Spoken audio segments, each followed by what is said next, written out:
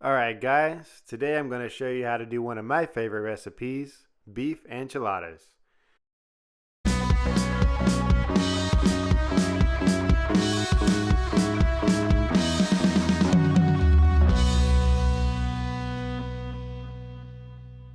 This is How-Tos with Aaron. First thing you're going to need to do is to brown some ground beef. Got some nice grass-fed organic ground beef. Getting that cooked up nice. Second is this El Paso enchilada sauce.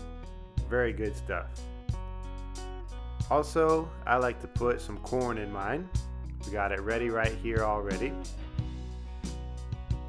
Also gonna need some Mexican cheese, some tortillas,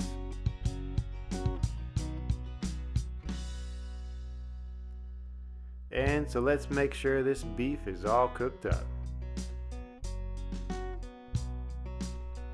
I like to chop mine up nice and thoroughly, some nice small pieces. Let's go ahead and preheat the oven to 375. Got the rest of my ingredients over here ready.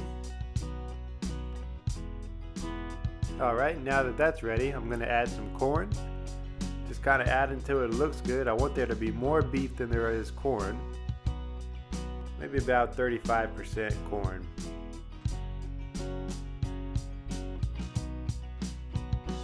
About like that.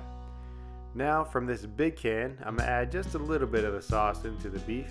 Keep it nice and juicy and flavorful. Stir that in for a minute. Now we're ready to start putting the enchiladas together. I'm going to wet the bottom of my pan here with some enchilada sauce. Get that spread around real nice. That's going to help keep the enchilada from sticking to the bottom of the pan.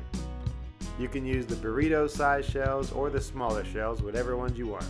Today, I went with the smaller shells. Got a big spoon, and I'm just gonna start scooping it up and filling up my shell. Rolling it over real nice so that the bottom's gonna stay closed when I put it in the pan. And I'm just gonna keep doing this and fill up the whole pan.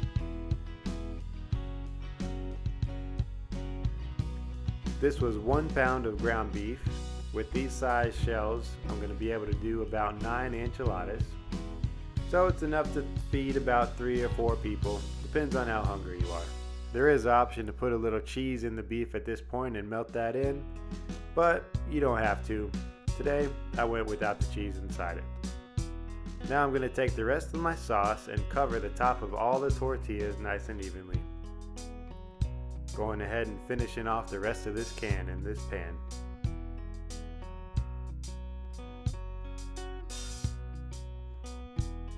This stuff is delicious. Now I'm going to take some cheese, some nice Fiesta Mexican blend cheese, and sprinkle that all over the whole top of these things.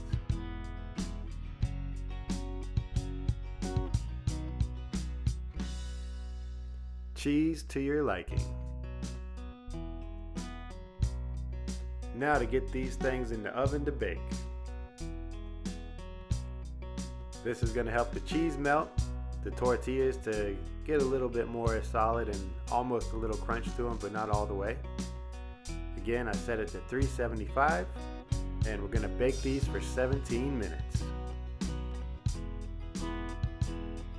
I'm ready. I'm prepared for this. I got my gloves on. It's almost time. This is the moment. We're going to knock it out. Here it comes. Let's pull these things out. Timer's done. And look at that cheesy melted beefy goodness.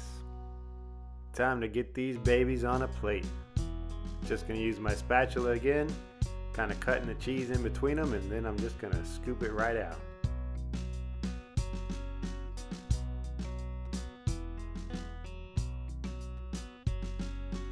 But bam!